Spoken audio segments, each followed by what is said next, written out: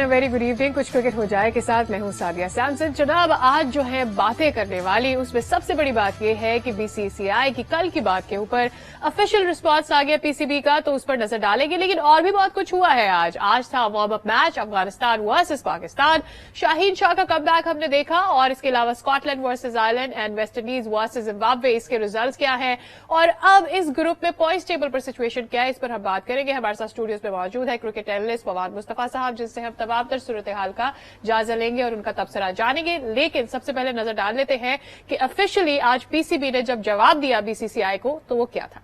तो ऑफिशियल जवाब पीसीबी ने क्या दिया, ये तो आपने देख लिया। अगर आप अपना हिस्सा डालना चाहते हैं शो में, अपनी बात करना चाहते हैं, आप क्या सोचते हैं बताना चाहते हैं, तो आप स्क्रीन पर टेलीफोन नंबर देख रहे हैं, हमें कॉल कीजिए और अपनी राय का इजहार कीजिए।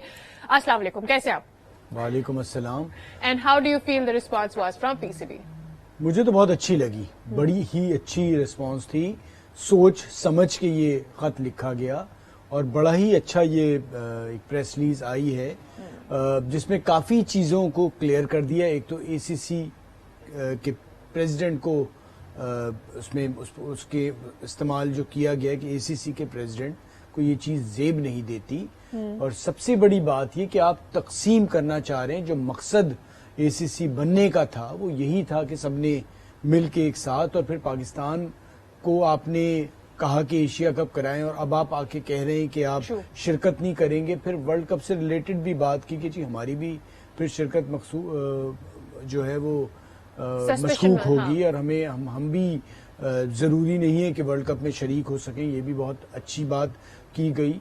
तो काफी चीजें इसमें कवर की गई। फिर ये भी कहा गया कि आईसीसी और एसीसी और बेसिकली वाकई आप तकसीम कर रहे हैं ना, आप एक अब कोई रीजन नहीं बनता। पहले रीजन होता था कि जी हालात ऐसे नहीं है, दुनिया भर की टीमें नहीं आ रही। अब माशाल्लाह इतनी सारी टीमें आ रही हैं, और अब तो आती चली जा रही हैं। न्यूजीलैंड ने आना है, फिर इंग्लैंड ने आना है, तो कोई बनती नहीं बात।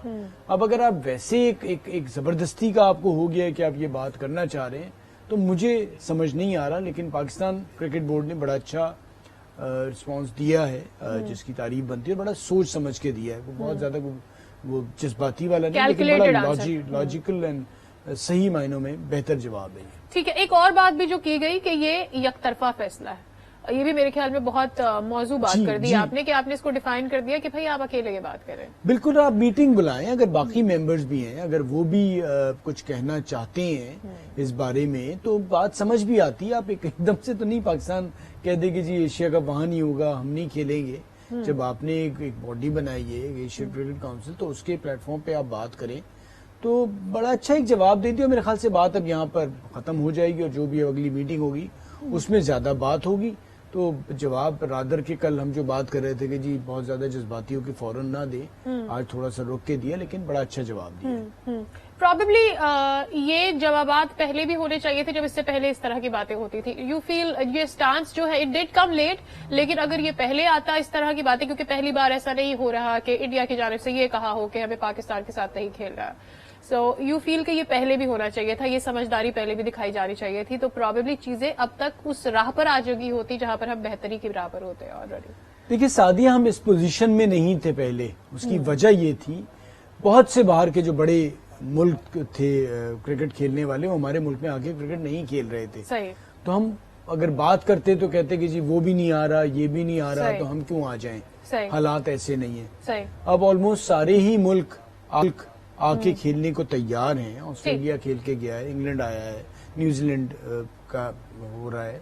तो ये अब कोई बात इंडिया की बनती नहीं। पहले अगर वो था तो वो कह सकते थे। ठीक है, और इसके साथ हमारे साथ है एक कॉलर मौजूद शो में। कौन है, कहाँ से कॉल करे हैं? अस्सलाम वालेकुम। वालेकुम सलाम जी, मैं साबिश बात कर रहा हूँ साहिवाल से। जी, क्या कहना चाहते हैं?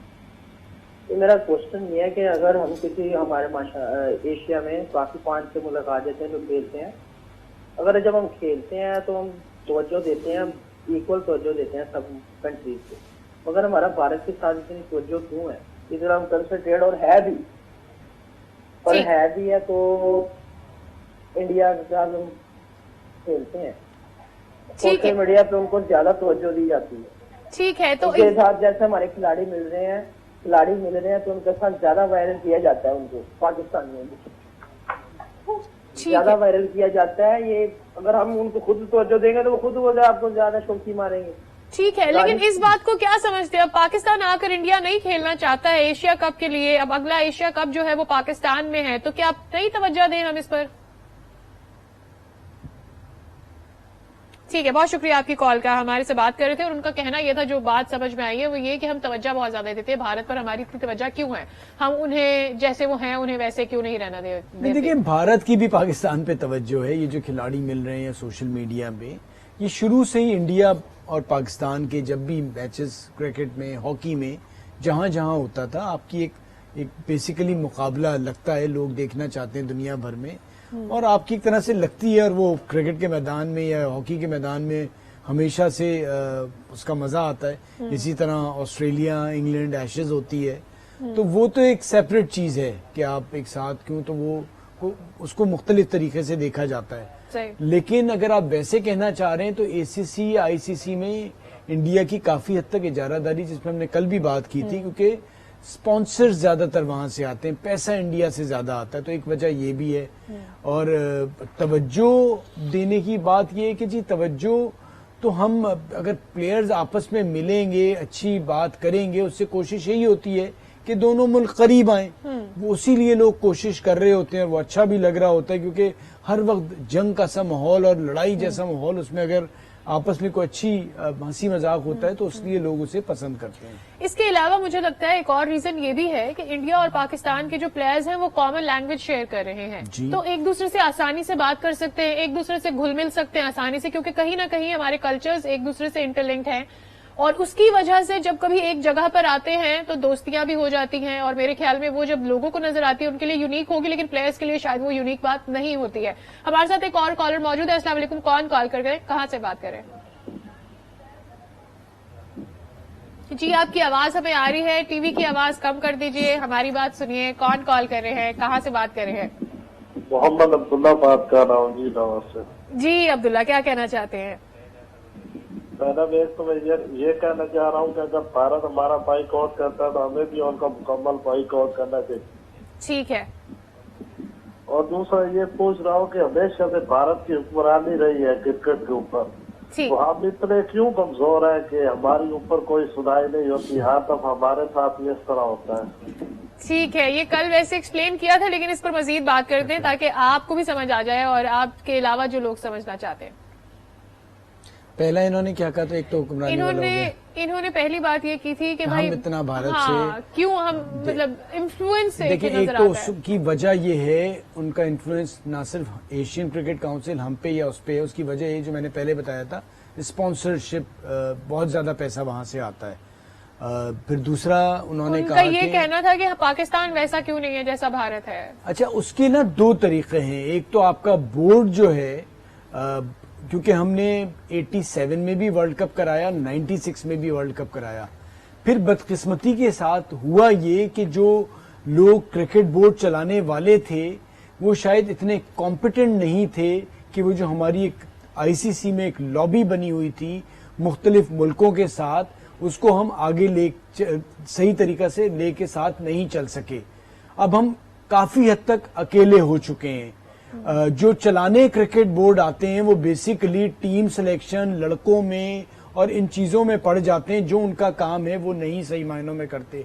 उनका काम ये कि उन्होंने लॉबिंग करनी है, उन्होंने जो क्रिकेट खेलने वाले मुल्क हैं उनके साथ ताल्लुकात बेहतर करने, रिलेशनशिप बिल्ड करना, और साथ साथ रेवेन्यू जनरेट करना है, किसी तरह पैसा लेके आना है। जो पैसा आ गया है, एक पीएसएल से आ रहा है, उसके अलावा भी देखना है कि कहाँ कहाँ से आप पैसा ला सकते हैं, क्रिकेट यहाँ करा सकते हैं, तो वो आपको उसको बाहर भी ढूंढना है। जैसे इंडिया में बहुत सारी चीजें हैं जो बाहर के मुल्कों में, वो अब एमिरेट्स में जो क्रिकेट लीग हो रही है उसमें भी इंडिया इन्वॉल्व है, अमेरिका में भी है, तो आपने बहुत सारी रास्ते निकालने हैं। बट हुआ ये कि हमने वो लॉबिंग भी नहीं की और हम काफी हद तक अकेले हो गए, तो हमें दोबारा से कुछ इस बारे में सोचना पड़ेगा। तो अगर हम इसकी अपने आप को दोबारा उन टॉप क्रिकेटिंग नेशंस में, वैसे तो हैं हम, उनके लोगों के साथ कैसे लाना है। अच्छा, इस पर भी बात करेंगे कि जो 10-12 साल पाकिस्तान के अंदर क्रिकेट ही नहीं हुई, उसका भी तो एक बहुत इम्पैक्ट है, क्योंकि पिछले 12-15 सालों के अंदर T20 एक तो नया फॉर्मेट आया, फिर उसने इवॉल्व किया, फिर उसके साथ जुड़ी हुई बड़ी बड़ी लीग्स होने लगी। अब पाकिस्तान के बहुत सारे ममालिक दौरा ही नहीं कर रहे थे, तो इस तरह के इनिशिएटिव्स पाकिस्तान में हो ही नहीं सके। तो रेवेन्यू कैसे जनरेट हो? देखिए, एक वजह ये भी हुई कि जो हालात थे उसकी वजह से भी नहीं हो सका, वो भी एक वजह हुई। लेकिन मैं समझता हूं अगर रेवेन्यू नहीं, लेकिन आप अपनी जो लॉबिंग जो है वो आप कर सकते थे बड़े मुल्कों के साथ। बिग 3 में भी आपको अलग कर दिया गया था, उस वक्त भी आप नहीं थे। तो वो तो जब बेहतर क्रिकेट चलाने वाले लोग थे वो इस पे बहुत ज्यादा काम करते थे, तो ये काम भी नहीं हुआ। फिर आपका अगर आप कहें कि जी क्रिकेट यहाँ नहीं हुई, PSL अब काफी हद तक शुरू हो गया है, सालों से खेला जा रहा है, लेकिन ये नुकसान तो जरूर हुआ कि हम अपनी क्रिकेट जो पाकिस्तान में नहीं खेल सके इतने अरसे। राइट। अच्छा, एक बहुत जो अहम बात ये भी है कि अब हम बार बार ये कहते हैं कि हम उतना रेवेन्यू नहीं जनरेट कर पाए, हमें और ज्यादा बेहतर इनिशिएटिव लेना चाहिए था, हमें लॉबिंग करनी चाहिए थी। बट हैविंग सेड दैट, कितना ज्यादा बोझ आप इसका डालेंगे पीसीबी पर इटसेल्फ, और कितनी ज्यादा जिम्मेदारी होती है किसी भी मखसूस हुकूमत की कि वो इतना फ्री हैंड दे किसी भी इदारे को कि वो इस तरह से सोच सके, और फिर किस तौर की मैनेजमेंट आती है? देखिए, पीसीबी को फ्री हैंड तो दिया गया, बट बदकिस्मती ये कि हमारे यहाँ तरीका कार जो है वो ये है कि जो भी हुकूमत आती है वो अपना बंदा लगाती है, बट ये नहीं तय कर पाती कि किस किस्म की आपका सीवी होगा या क्या आपका एक्सपीरियंस होगा जो उस कुर्सी पे जाके बैठेगा। सही। वो होता यही है कि आप किसी को भी उठा के लगा देते हैं, फिर वो वहीं पर रहते हैं, गलतियां कर करा के वो सीख रहे होते हैं, बाय द टाइम वो कुछ सीख रहे होते हैं फिर कोई नई हुकूमत आ जाती है। एक सिस्टम नहीं चल पाता। आप दुनिया में देखेंगे जिस वक्त पे क्रिकेट का सीजन स्टार्ट होना होता है, आपको पता है कि आप भी इंग्लैंड में नेक्स्ट ईयर कब स्टार्ट होगा, आपको अभी तक नहीं पता है कि ये जो सिस्टम है ये अगले क्रिकेट बोर्ड चलाने वाले अगर आ गए तो फिर ये सिस्टम चलेगा। तो हम उसी में उलझे हुए हैं, तो हम बाकी सारी चीजें कहाँ करेंगे। फिर हमारी मार्केट बहुत छोटी है, हमें पैसा लाने के लिए क्रिकेट में और चीजें करनी पड़ेंगी। अब आपने जूनियर लीग करा दी, उसमें आपने पैसे फेंके, आए नहीं पैसे आपने फेंके। अब आप कहते हैं जी डेवलपमेंट करनी है, तो डेवलपमेंट करनी थी तो सारे पैसे यहीं के बच्चों को रखते उन्हें देते। आपने तो गोरों को और बाहर वालों को बुला के डेवलपमेंट की, वो जो उन्हें पैसा गया वो भी पाकिस्तान के प्लेयर्स को ही मिलता। तो डेवलपमेंट तो उनकी हो गई ना, डेवलपमेंट तो अपनी करनी चाहिए। तो वो भी एक ऐसी चीज हो गई। तो हम पैसे फेंकना तो बहुत आसान है, फिर किसी ने सवाल नहीं किया बोर्ड मेंबर्स ने कि भाई ये आप इतना बड़ा खर्चा कर रहे हैं, इस खर्चे का जरा प्लान तो बताएं आगे चल के क्या कब ये आएगा कि जी आप आगे 5 साल बाद या 2 साल बाद जो आप ये पैसे लगा रहे हैं हम लीग ये कराते रहेंगे और वो कितने अरसे बाद वापस आना शुरू हो जाएंगे। आपने ठीक ठाक खर्चा किया है इस लीग पे। सही। तो जनाब अब्दुल्ला साहब, आपके सवाल का आपको जवाब मिल गया है कि पीसीबी में सर्टेनिटी नहीं है, लॉन्ग टर्म प्लान्स नहीं है, और जब तक ये नहीं होंगे क्या नहीं होगा, रेवेन्यू नहीं जनरेट होगा। रेवेन्यू नहीं जनरेट होगा तो कैसे पीसीबी को फायदा होगा, कैसे वो रेवेन्यू जो है आईसीसी तक जाएगा। तो जनाब यहाँ पे वक्त हो गया ब्रेक का, वापस आएंगे, बात होगी वार्म अप मैच की, that was between Pakistan and Afghanistan. Stay with us.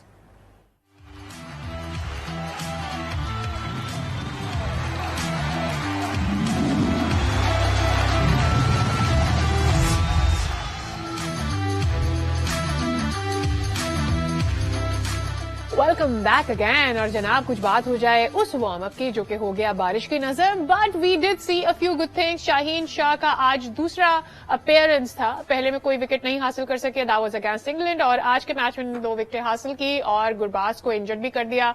बहुत ही शानदार यॉर्कर था, अभी तक कोई जवाब नहीं आया कि गुरबाज का क्या होगा, सैटरडे को वो होंगे या नहीं होंगे, they have to play against England. और इससे ज्यादा अगर आपको इन्फॉर्मेशन चाहिए तो have a look at this report. तो सबसे अहम बात जो अभी तक नजर आ रही है, we will definitely come back to Shaheen and rest of the match के 154 रन बनाए, कैसे अफगानिस्तान ने बैट किया, everything. But most importantly that I have to ask is बारिश का बहुत ज्यादा इम्पैक्ट है। कोई मेरे ख्याल में चौथा मैच है, if I am not being wrong, जो बारिश हुई है। सो लास्ट जो T20 था दैट वाज इन इंग्लैंड, उसमें भी हमने देखा था कि बारिश का बहुत ज्यादा इम्पैक्ट था और कई सवाल उठे थे कि ऐसे मौसम के अंदर क्यों मैचेस रख दिए गए हैं। अभी तो ये वार्म अप मैचेस हैं और डेफिनेटली जो लोग टिकट खरीद कर मैच देखने आते हैं उनके लिए ये बहुत तकलीफ दे होता है when they can not see what they want to see, like match नहीं देख सकते हैं। तो क्या वजह हो सकती है? Is it the climate change? देखिए, मौसम तब्दील सारी दुनिया में हो रहा है। अब आप ये रोक ही नहीं सकते इसको, तो इसका मकसद कतई तौर पे नहीं है। बारिश भी होगी और ये खेल का हिस्सा है। हमने देखा है पहले भी बहुत बड़े बड़े इवेंट्स हुए हैं जिसमें बारिश से बहुत से लोगों को फायदा हो गया। हम एक वर्ल्ड कप जीत गए थे बारिश की वजह से। तो ये तो खेल का हिस्सा है। इसमें यही है कि जी आप बेहतर से बेहतर जो मैच पूरे मिल रहे हैं उन्हें खेलें और चांस पे ना जाएं। तो ये किसी वक्त भी ये होगा कि आपको उसका नुकसान होगा और अब आपने डिसीजन जो भी लेने वो उसी हिसाब से लेने की जी डकवर्थ लुइस जो है वो आएगा और उसके हिसाब से किसी टीम को फायदा होगा, किसी को नुकसान होगा। तो ये जहन में रख के आपने खेलना है। तो खेल का हिस्सा है। बट बड़ी अच्छी बात मुझे ये लगी कि हमारे जो स्पिनर्स मार खा गए थे पिछले वार्म अप मैच में, उन्होंने बहुत बेहतर बॉल की। हमने अच्छे एक टोटल पे रोक लिया था।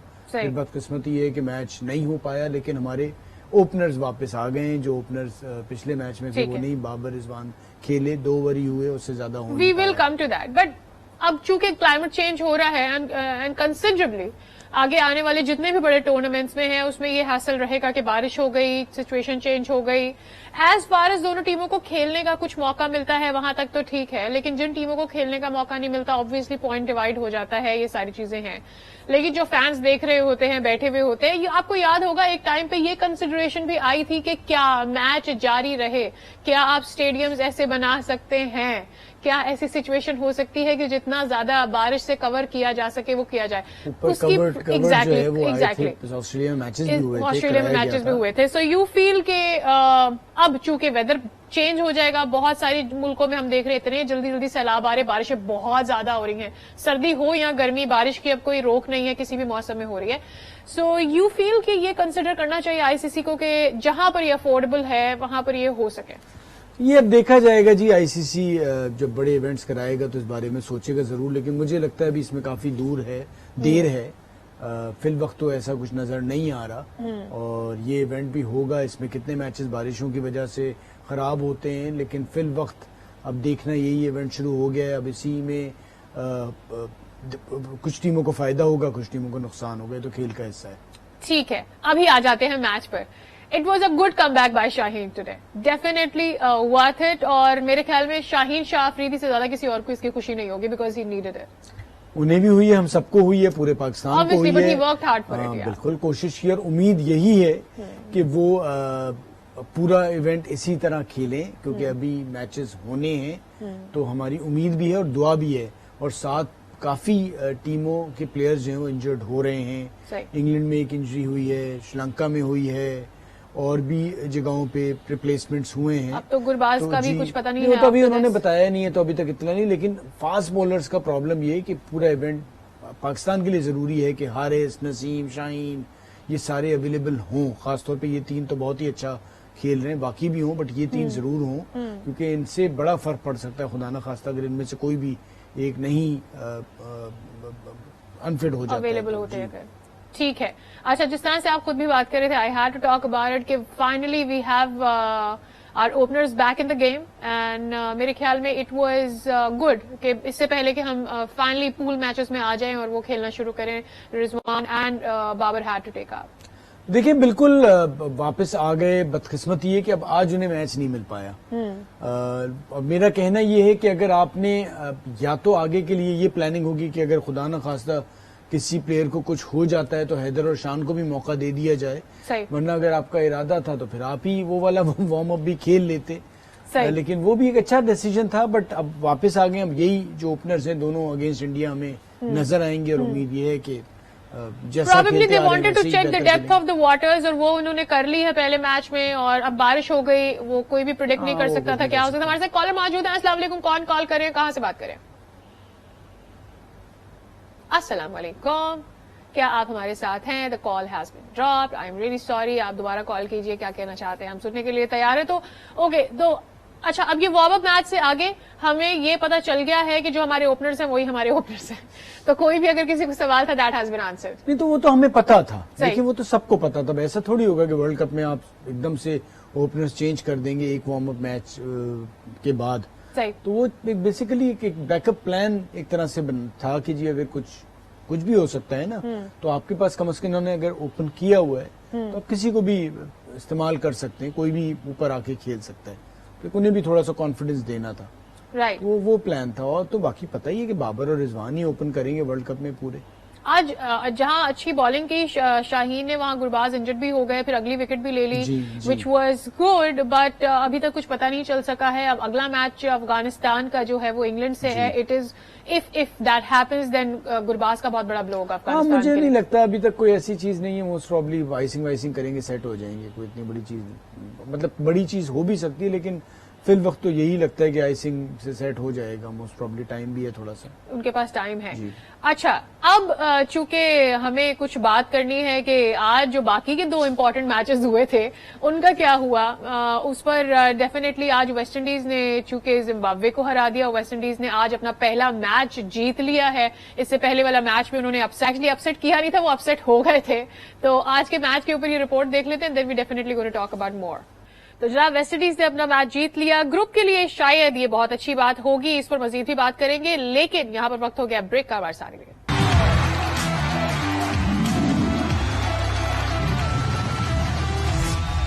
Welcome back again. तो जनाब, बात हो रही है वेस्ट इंडीज से जो अपना पहला मैच जीत लिया है और ग्रुप में उनकी मौजूदगी से यह एहसास हुआ है कि अब एक और मैच अगर जीत जाते हैं और रहते हैं इस पूल के अंदर तो डेफिनेटली ये वर्ल्ड कप के बाकी मैचेस के लिए बहुत अच्छा होगा। लेकिन आज एक दूसरा मैच भी हुआ था, that was Scotland versus Ireland, और आयरलैंड ने ये मैच स्कॉटलैंड से छीन लिया because they played it so well in the end. और बाकी का जायजा फवाद साहब, how was it both the matches? West Indies, it's a good comeback, how do you feel? Pool के लिए कैसा है?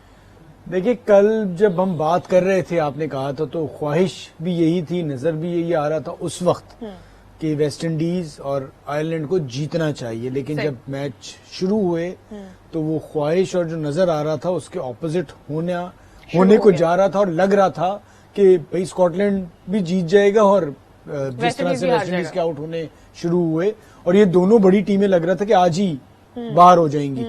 लेकिन पहले आयरलैंड ने 100 रन की पार्टनरशिप 5वीं विकेट की, कैम्फर जिस तरह से खेले हैं, डॉक्टरल खेले हैं, बहुत शानदार परफॉर्मेंस रही। 100 के करीब उन्होंने 60 पे आउट हो गए, 177 चेज कर रहे हैं, बहुत ही मजेदार, मजा आया और आयरलैंड वापस आ गया। इसी तरह वेस्ट इंडीज का 6 आउट हो गए 100 रन पे एकदम से, और उनकी शक्लें जब वो आए हैं 152 का स्कोर करके तो बॉलिंग में घबराहट थी। पहले ओवर में ही रन पड़ गए, फिर दूसरे में, लेकिन फिर उन्होंने कमबैक किया और टूर्नामेंट में वापस मतलब रहने की उम्मीद हो गई है कि अगर वेस्ट इंडीज अगला मैच जीतता है तो वेस्ट इंडीज टूर्नामेंट में अगले राउंड में चला जाएगा। और जरूरी भी होता है कि बड़ी टीमें उसको जाना चाहिए, तो जिम्बाब्वे और वेस्ट इंडीज लगता है कि यहां से निकल आएंगे।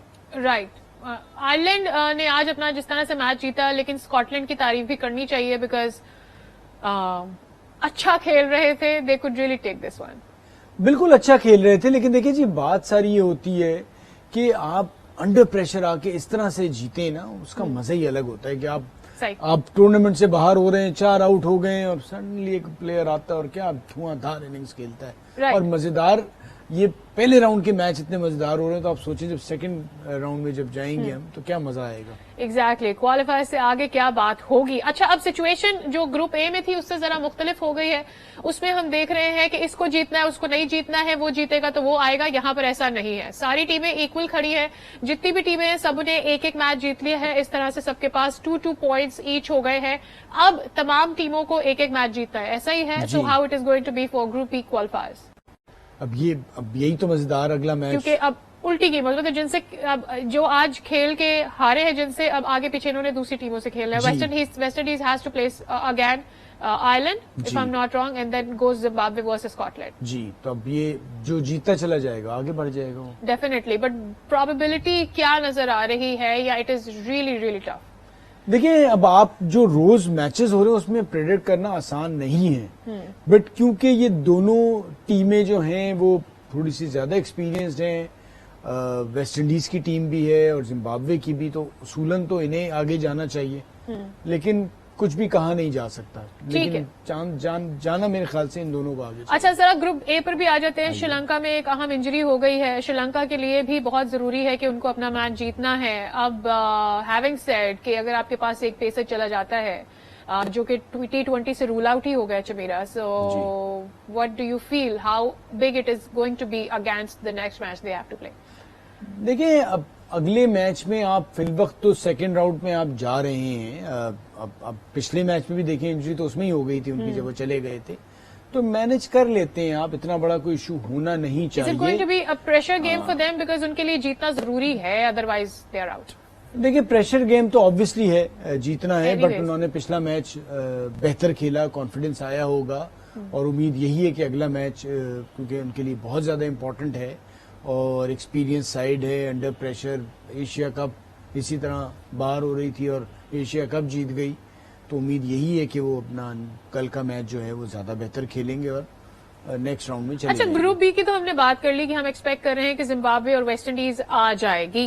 इधर से यू हैव अ फीलिंग कि Sri Lanka will be able to make it and the other team will be able to make it. What आपको क्या लग रहा है, ग्रुप ए और ग्रुप बी में से बड़ी टीमें कौन सी हैं जो आगे आ जाएंगी? इधर से तो वेस्ट इंडीज और जिम्बाब्वे की देखिए, श्रीलंका और नमीबिया के चांसेस लग रहे हैं. नीदरलैंड भी है, आप कुछ कह नहीं सकते, लेकिन ये है कि जी मुझे लगता है कि श्रीलंका और नमीबिया को आना चाहिए आगे. और नमीबिया के लिए ये बहुत अच्छा होगा if they are able to make it. बिल्कुल बिल्कुल, because they have really worked hard, और उनका रन रेट जहां पे खड़ा है, जिस तरह से उन्होंने श्रीलंका को हराया है, वो डेफिनेटली डिजर्व करते हैं. डिजर्व तो सभी करते हैं, बट बात ये होती है कि आपने कितनी जान मारी और कितने बड़े मार्जिन से बड़ी टीम को हराया और एक अपसेट किया और अपनी जगह बनाई, अपना नाम बनाया. वेल, अब देखना है कि आगे वाले मैचेस में होता है क्या. उसका तबसरा लेकर हम हाजिर हो जाएंगे फिर कुछ क्रिकेट हो जाए में से. आज के लिए बस इतना ही. देखते रहिए आज न्यूज.